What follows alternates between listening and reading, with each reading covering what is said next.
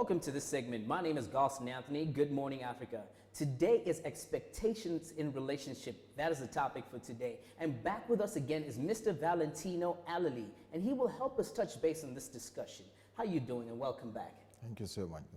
Now, we live in a world where we want our spouses to act a certain way. Could you please help us with the change him or her syndrome?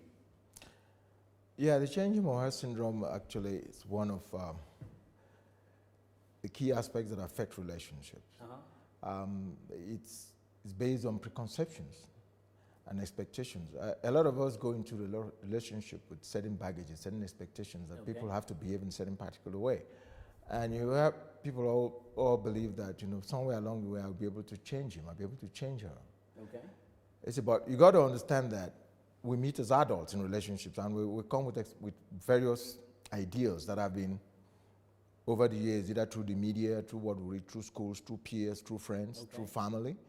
And these have formed some kind of concept we have. So you can't easily change that by meeting halfway, because you meet as adults or teenagers.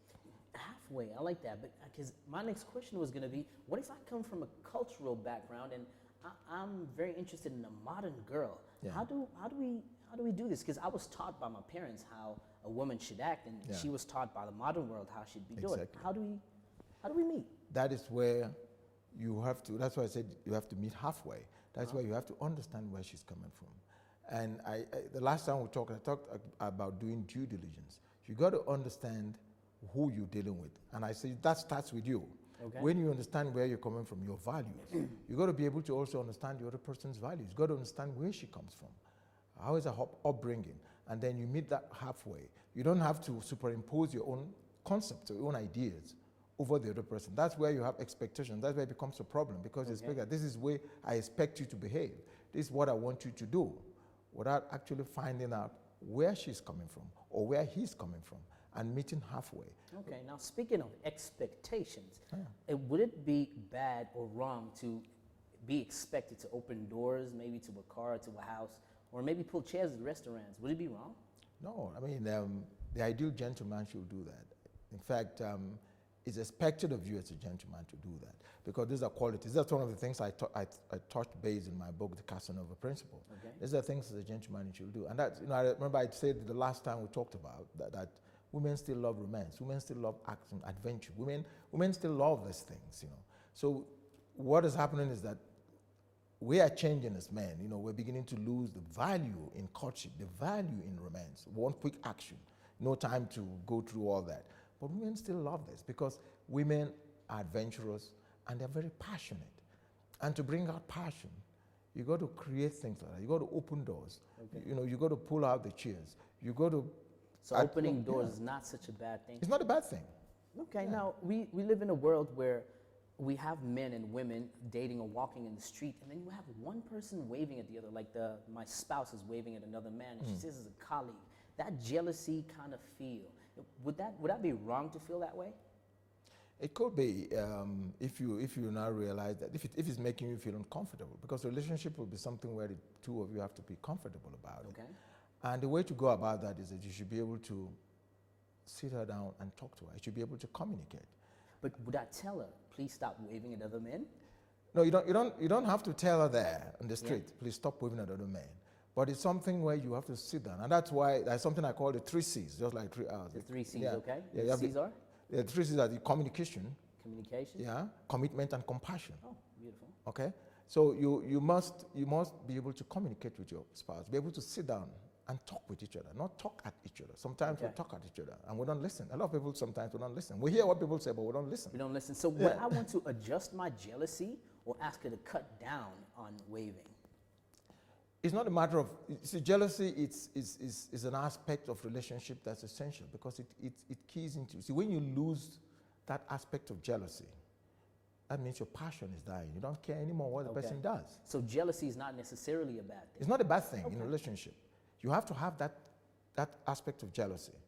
But everything has an extreme case, not to the extent that you want to kill somebody because of that. Okay. But you must feel something when your spouse or your girlfriend or your boyfriend is looking at another person or is having a relationship with another person. You must feel that. If once that is gone, then the passion goes away. Then the passion goes away. That means you don't give a damn. Okay. Yeah. Now, since this is a gentleman's guide, and in a relationship, one of the spouses being the guy is a mother's boy, like mama's boy all the time. Every time mama calls, she drops the girl and go. How could we deal with that? Yeah, one way to deal with that is you find out what is it that makes him a mama's boy. I'll go back to Chinese. Sun Tzu, the Chinese general. Sun Tzu. Yeah, Okay. yeah, Sun Tzu, the Chinese general said, a good general must put himself beyond the position of defeat. Okay. And how do you do that? You do that by studying your opponent.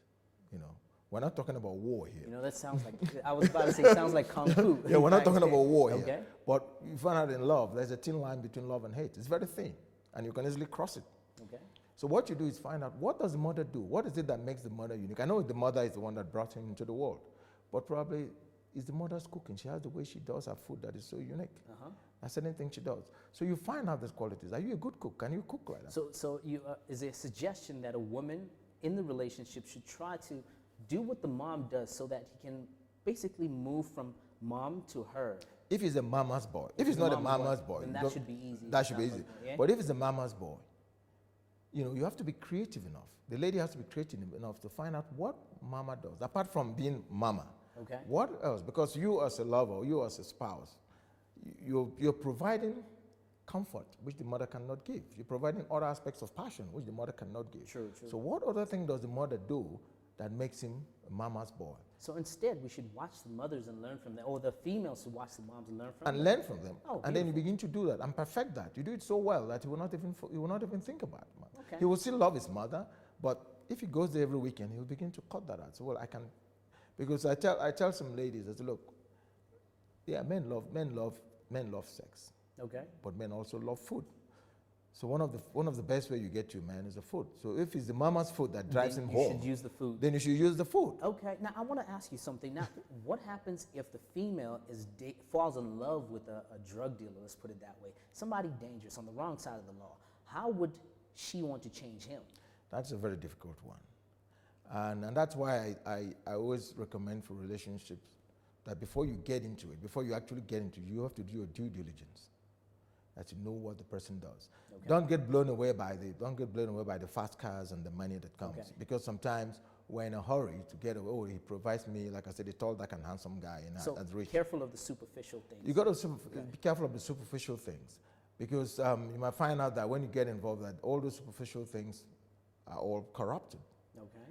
And one way to do that is to find a way gradually. Don't get drawn into it. Find a way gradually to talk to him. It's very difficult in this state because What if this person's already in love and she does not want to leave, maybe withdrawal symptoms? But how does she change him, or should she change him? it will be changing him in this case will be very tough.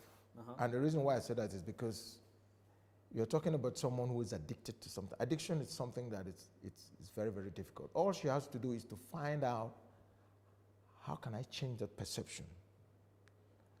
Okay? How can I change that perception? It's like someone who is into pornography, for instance. I was going to ask then if it's addiction, like, like there's things that can destroy pornography. So rather than fight him and say, look, stop looking at this, and find out what is it that is in pornography that my man is interested in, and how can I turn that around? Turn that around. And okay, if this is what you like in pornography, if I turn it around and do it, will that stop you from it? Okay. So gradually you drag him away from that addiction, because you're making him love it. It's like a guy who likes to go to striptease and he loves, those kind of things. Yeah, those kind of things. Yeah. Those things can break a relationship. It can break a relationship. Yeah. So definitely both spouses need to learn each other and try to find a middle ground. Exactly. But then we live in a modern world, as we spoke about earlier, and women now make a lot of their own money. And what if a man finds himself in a situation where he buys a lot of things for the women, however the woman spends her own money on herself? Is that a way of her showing love to him? Can he claim that, look, she does not love me enough? I tell you straight, I'll tell them straight that, that's not love. That's not love. Yeah, love is selfless. Love is selfless and non-judgmental. And love is about sharing. It's about caring.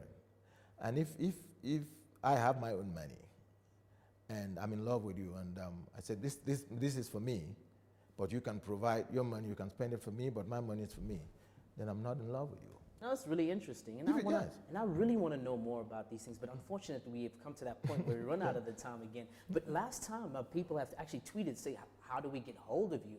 Please give us more information on how we get hold of you.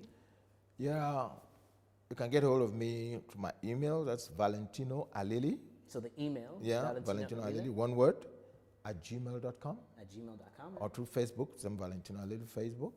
Well, and then once Facebook. again, thank you for being here. Thank you so much. There you have it, Africa. I've learned a lot myself. This is Good Morning Africa. My name is Galson Anthony, and see you soon.